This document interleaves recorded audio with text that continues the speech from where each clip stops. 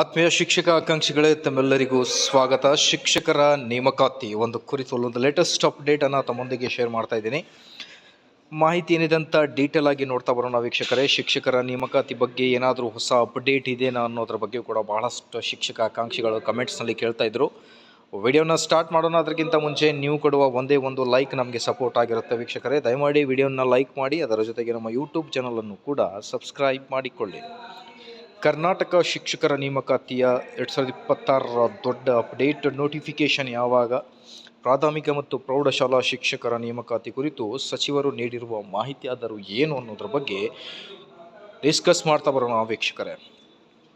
HK ಮತ್ತು ನಾನ್ HK ಎರಡು ವಿಭಾಗದಲ್ಲಿ ನಿಯರ್ಲಿ 11,000 ವೇಕೆನ್ಸಿಗಳಿದೆ. ಶಿಕ್ಷಕರ ನೇಮಕಾತಿಗೆ ಶಿಕ್ಷಣ ಇಲಾಖೆ ಸಿದ್ಧತೆಯನ್ನು ಕೂಡ ಮಾಡಿಕೊಂಡಿದೆ.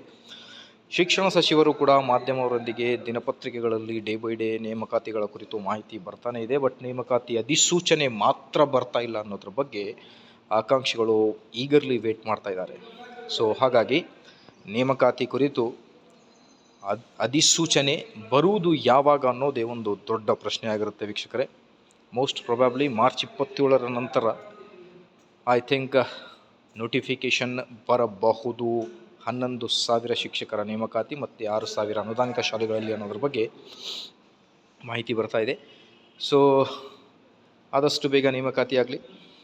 ಮಾಹಿತಿ ಇಷ್ಟ ಆದಲ್ಲಿ ವೀಕ್ಷಕರೇ ದಯವಿಟ್ಟು ವಿಡಿಯೋನ ಲೈಕ್ ಮಾಡಿ, ನಮ್ಮ ಯೂಟ್ಯೂಬ್ ಚಾನಲನ್ನು ಕೂಡ ಸಬ್ಸ್ಕ್ರೈಬ್ ಮಾಡಿಕೊಳ್ಳಿ.